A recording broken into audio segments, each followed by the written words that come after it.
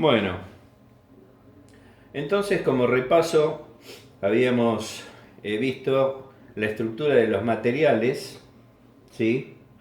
Básicamente metales y sistemas iónicos, o sea, unión metálica y unión iónica, que en función del empaquetamiento de los átomos podían ser cristalinos y amorfos, siendo esta división un tanto teórica, ya que habíamos hablado que los metales, eh, que eran eminentemente cristalinos, los iónicos también hay buena parte que son cristalinos y otros amorfos.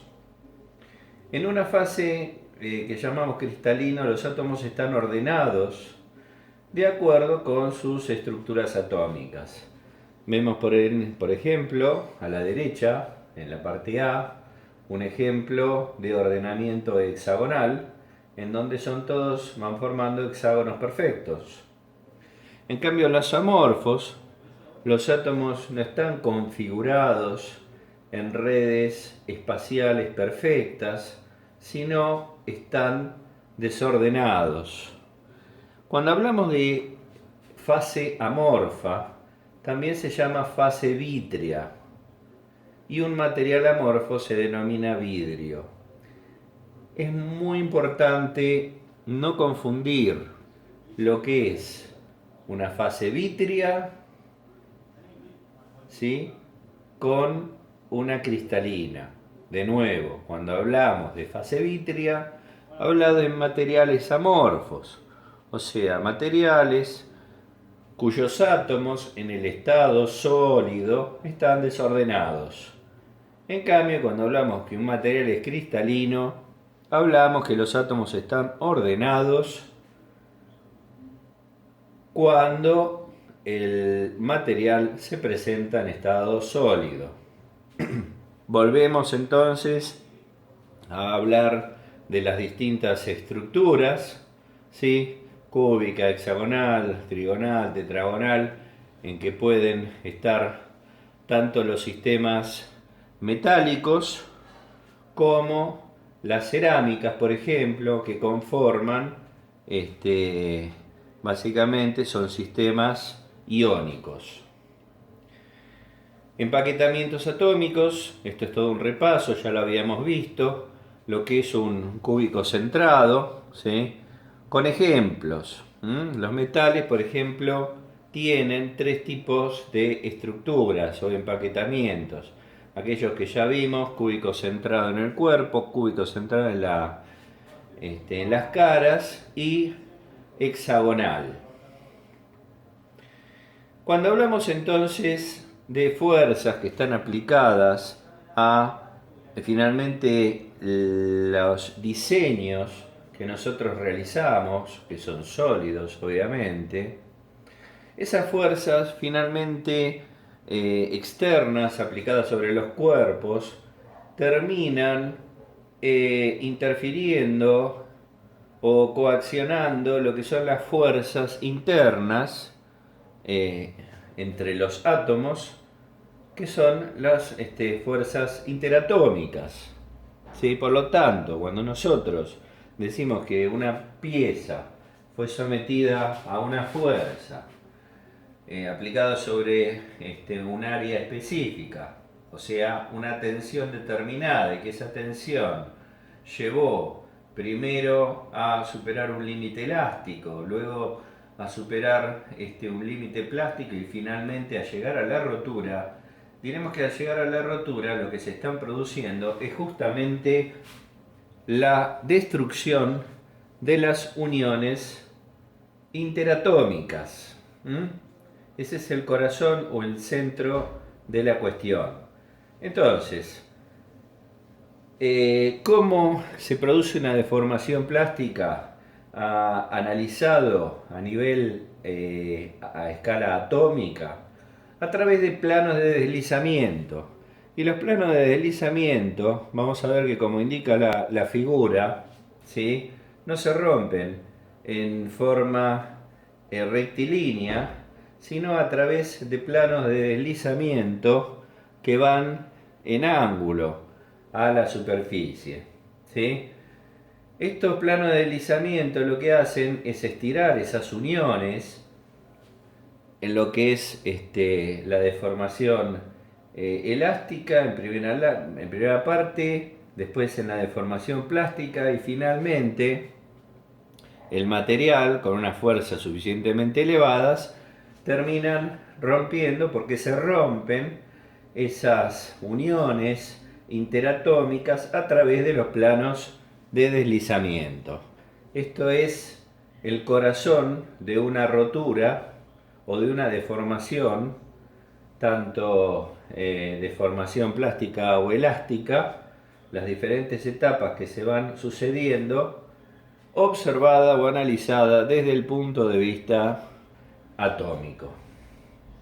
Acá vamos a ver imágenes de eso que habíamos visto, tamaños de granos, ¿sí? En materiales policristalinos. Volvemos a ver planos de deslizamiento, ¿sí? Cuando hablamos, por ejemplo, de la ductilidad de los metales, proviene de lo que habíamos hablado de la adireccionalidad del enlace, ¿sí? Cuando hablamos que hay una ausencia de deformación plástica en las cerámicas, porque las cerámicas tienen un comportamiento duro y frágil, es justamente porque hay muy poco, prácticamente nulo, tendencia a la deformación plástica, sino se caracterizan por tener una alta deformación lineal y luego prácticamente proceder a la rotura. En cambio, en las que son covalentes, los átomos del plano A se desplazan hacia la derecha, los enlaces no pueden mantener las direcciones y se rompen fácilmente.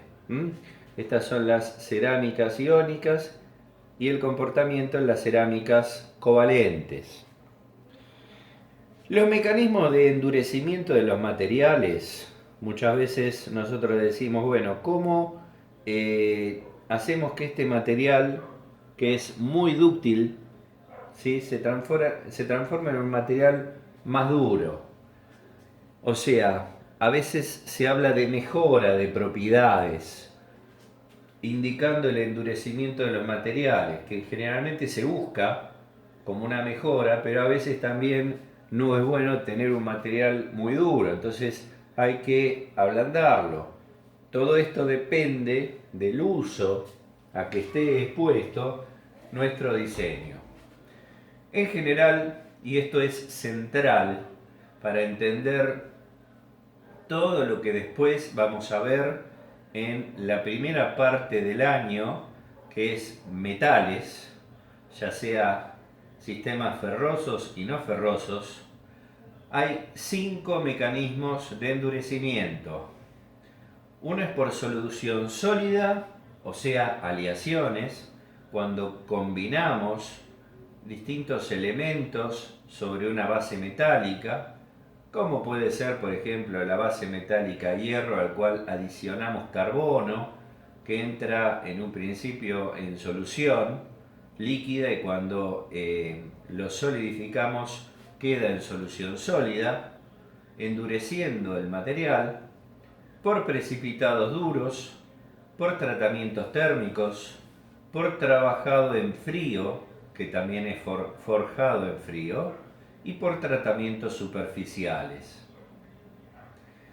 Endurecimiento por solución sólida. Los átomos en gris son átomos que están dispuestos en una cristalografía determinada de metal puro, ¿sí? Puede ser hierro, aluminio, cobre, el que fuera, al cual adicionamos átomos que pueden ser más grandes o más chicos, que llamamos soluto. Estos entran en solución sólida, provocando esas interferencias en los planos de deslizamiento. Esas interferencias que provocan, por ser átomos más grandes o más chicos, que el metal de base. Serán restricciones al movimiento, ¿sí?, de deslizamiento, que opondrán a las propiedades del material. Si es plástico, lo volverá menos plástico. Si es dúctil, lo volverá menos dúctil. Acá vemos, por ejemplo, algunos radios atómicos que le agregamos a un solvente determinado, ¿sí? Tanto los que son átomos más grandes o más chicos provocan interferencias. Hay algunos átomos, contra más parecido sea en tamaño el átomo de soluto, más tendencia tendrá a disolverse en la base. Esto pasa, por ejemplo, en las aleaciones de cobre, base cobre, cuando le agregamos soluto zinc. Un segundo mecanismo es endurecimiento por precipitados duros. El precipitado duro acá es una unión química que hay entre la base del metal y el elemento que estamos aportando. Más allá de entrar en solución, una parte puede reaccionar químicamente. Forma otra estructura cristalográfica, porque ya es un componente químico extraño por fuera de lo que es el metal base y el soluto, y se transfiere, migra generalmente a los confines de grano. Esto hace que le dé una dureza generalmente mayor que la que le da el mismo átomo en solución. Entonces acá vemos un segundo mecanismo de endurecimiento por precipitados duros. Ejemplo, los duraluminios. El carburo de hierro, cementita, es otro ejemplo clásico. Entonces, ya vemos que cuando le adicionamos carbono al hierro, y eso después lo vamos a ver en todo lo que son sistemas ferrosos, actúa el carbono de dos formas. Uno, entrando en solución y le da una dureza extra por entrar en solución, y otra por formar carburo de hierro, un componente químico, una reacción química que tiene otra cristalografía que migra a los bordes de grano y le da un refuerzo extra. Por lo tanto, este carburo de hierro, cementita, le da mayor dureza. Estos sistemas tienen, digamos, doble dureza, uno debido al carbono en solución y otro al carbono que reacciona con el hierro transformándose en carburo de hierro. Bueno, el endurecimiento por disminución de tamaño de grano. Esto generalmente puede deberse a enfriamientos rápidos, en donde ya vimos que cuando el enfriamiento es muy, muy rápido, los tamaños de grano, esos granos formados por esas unidades cristalinas, no tienen mucho tiempo de acomodarse, entonces son en general granos muy chiquititos, ¿sí? Y esto hace que endurezca el material de referencia. El endurecimiento por disminución del tamaño del grano, entonces, se da básicamente cuando nosotros manejamos el enfriamiento, le damos un enfriamiento rápido. En contraposición, si el enfriamiento en el metal del estado líquido fuera muy suave, muy despacio, el tamaño de grano crecería y se transformaría entonces en un material más dúctil, menos duro. El endurecimiento por deformación en frío es el cuarto mecanismo de endurecimiento.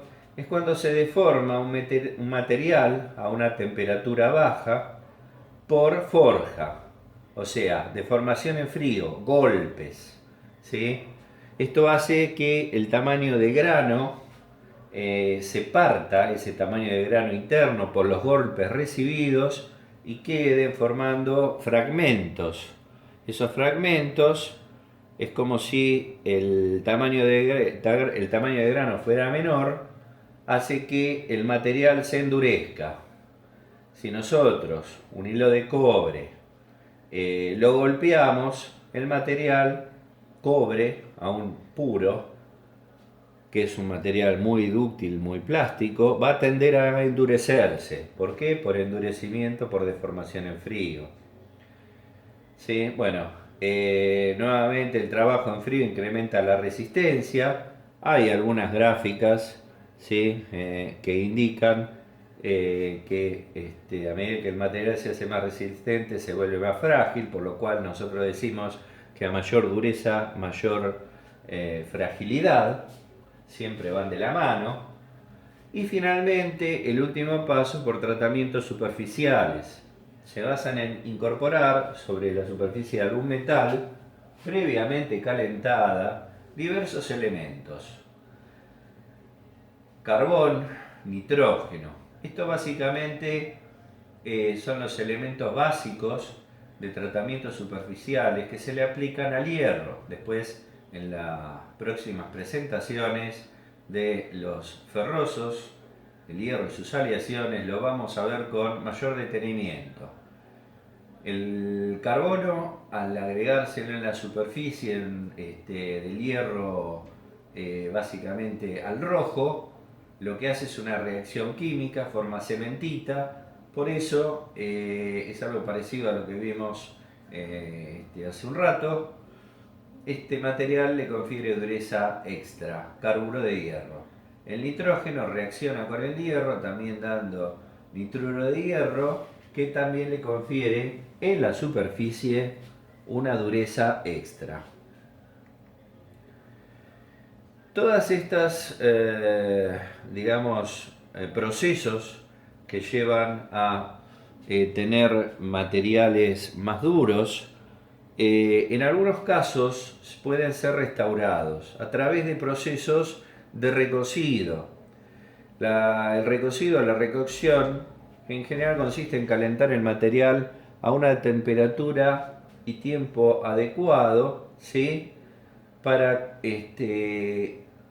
reacomodar, en definitiva, la parte cristalográfica y permitir que los cristales, esos granos más chicos, se reacomoden y formen granos más grandes. Básicamente, ese es el principio del recocido. Lograr tamaño de grano más grande, o sea, materiales que sean más plásticos, más dúctiles. El recocido es justamente la inversa de lo que es un temple, que es un enfriamiento rápido para lograr mayor dureza en los materiales. Bueno, estas son algunas de las etapas, ¿sí? En el recocido hay una etapa de recuperación donde se eliminan las tensiones residuales, hay una recristalización donde se forman nuevos granos cristalinos libres de defecto y más grandes. Nos lleva a la última, el crecimiento de grano. El tamaño medio de los granos aumenta y por eso se empobrecen las propiedades mecánicas. Aquí se dice que se debe evitar esta etapa. Depende del material que nosotros necesitemos. Hay veces que por los mismos procesos de transformación nos llevan a tener materiales muy duros que no son apropiados de repente para el uso final. Entonces tenemos que ir a estos procesos de recocido, ¿sí? Para, en este caso, mejorar las propiedades mecánicas. Por eso siempre hay que partir de la base de qué material y qué propiedades necesita ese material para tener una alta performance en uso, ¿sí? Para decir si una preforma o un material lo debo recocer o no, o lo debo templar o no.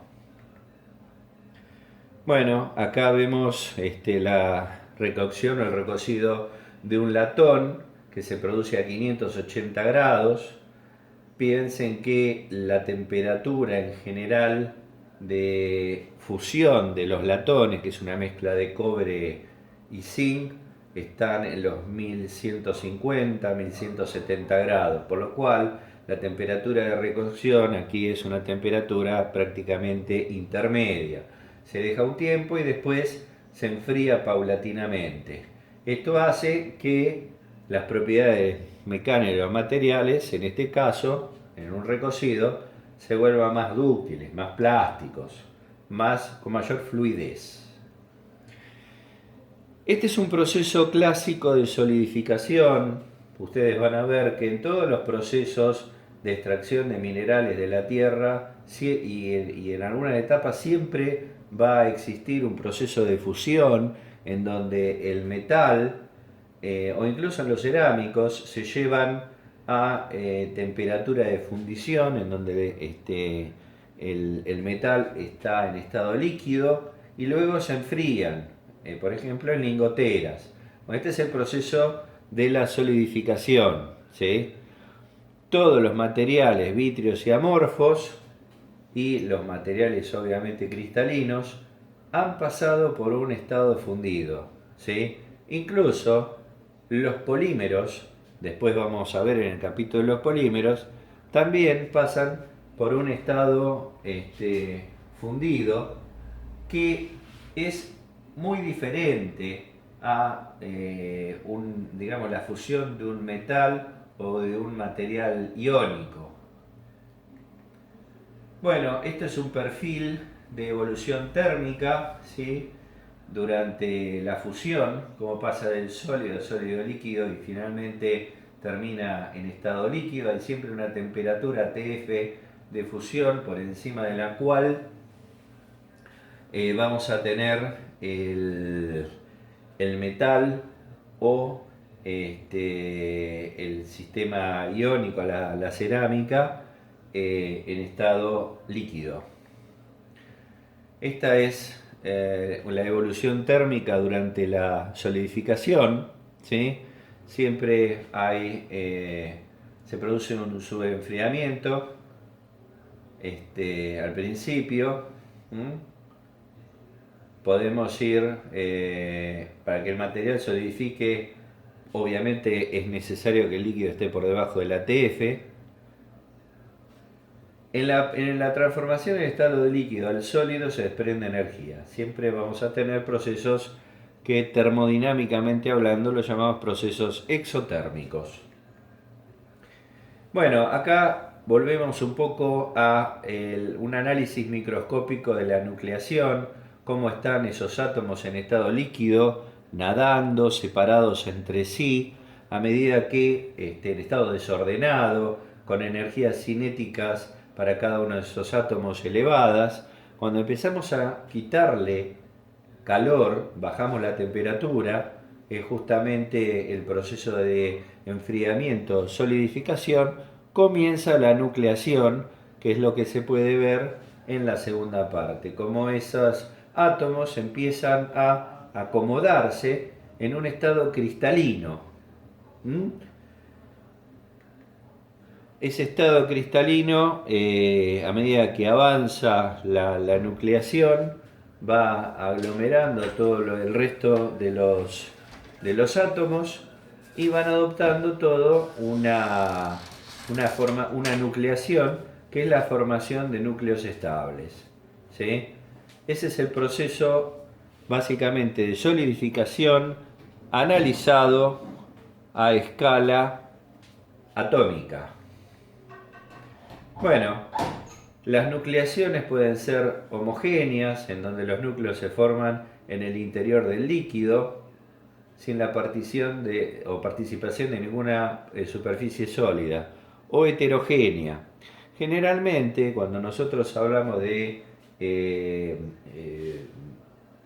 solidificación en lingoteras, hay un mix de los dos. En las lingoteras siempre vamos a ver que son sistemas que en el centro va a haber en el centro de la barra o de la preforma va a haber una nucleación en forma más homogénea y más heterogénea, ¿sí? A medida que se van presentando en las superficies de enfriamiento.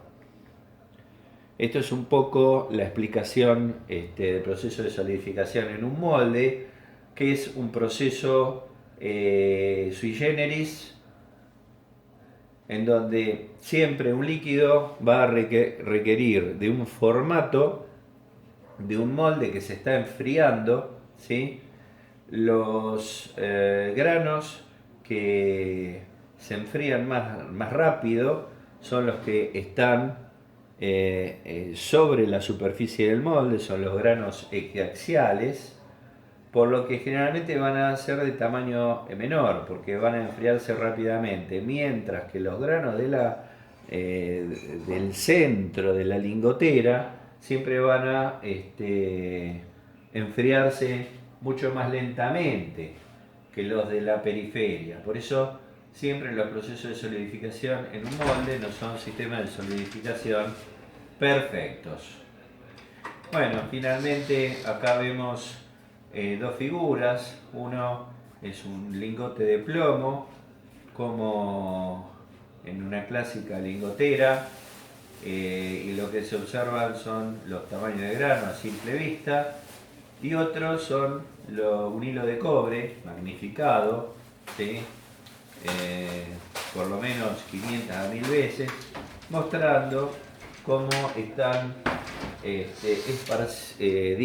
dispersados, o los tamaños de grano diferentes de la periferia frente a los centrales.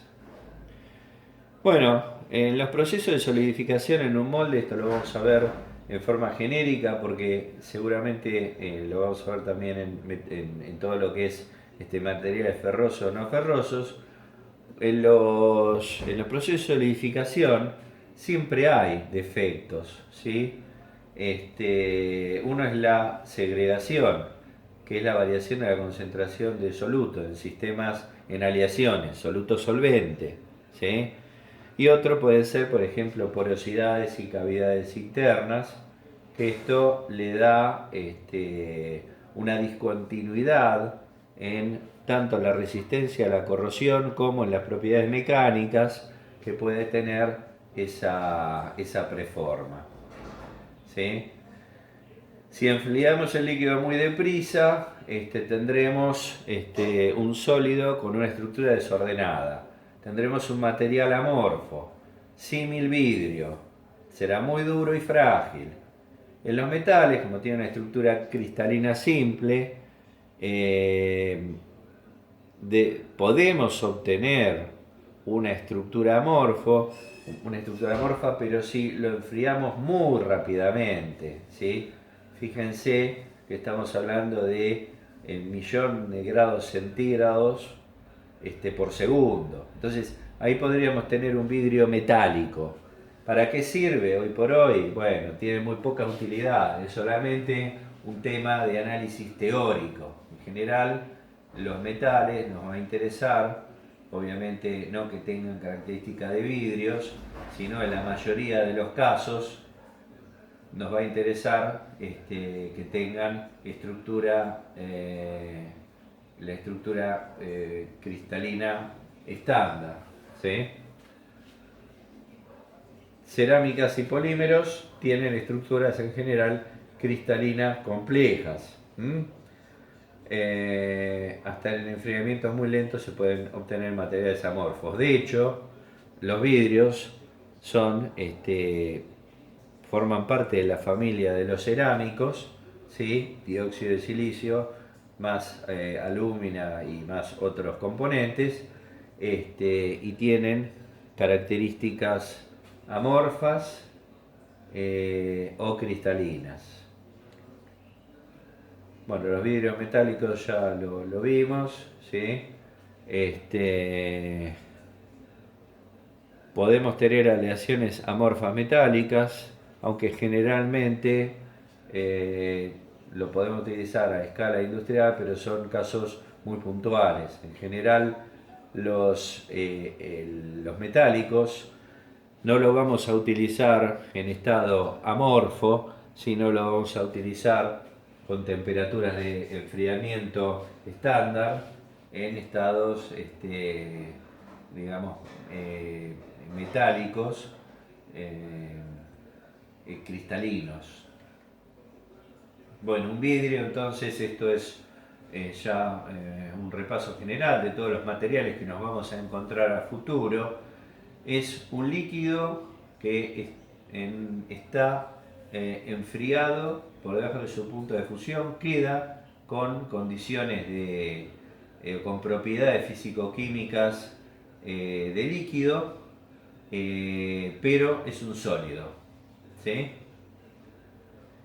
Cuando hablamos de vidrio, hablamos de sistemas amorfos, y cuando hablamos de sistemas amorfos, hablamos de que están caracterizados por temperatura de transición vítrea. ¿Sí?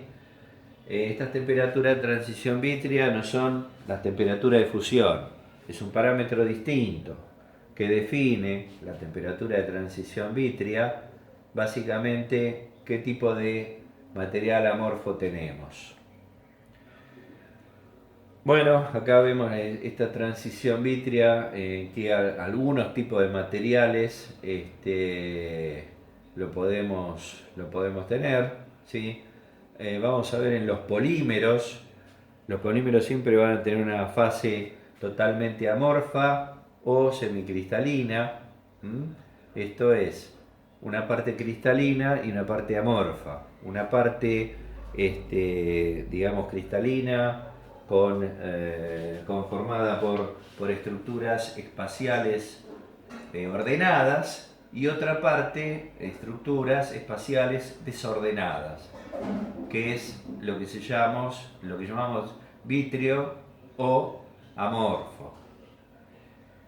Acá vemos algunas de las propiedades mecánicas de los vidrios metálicos.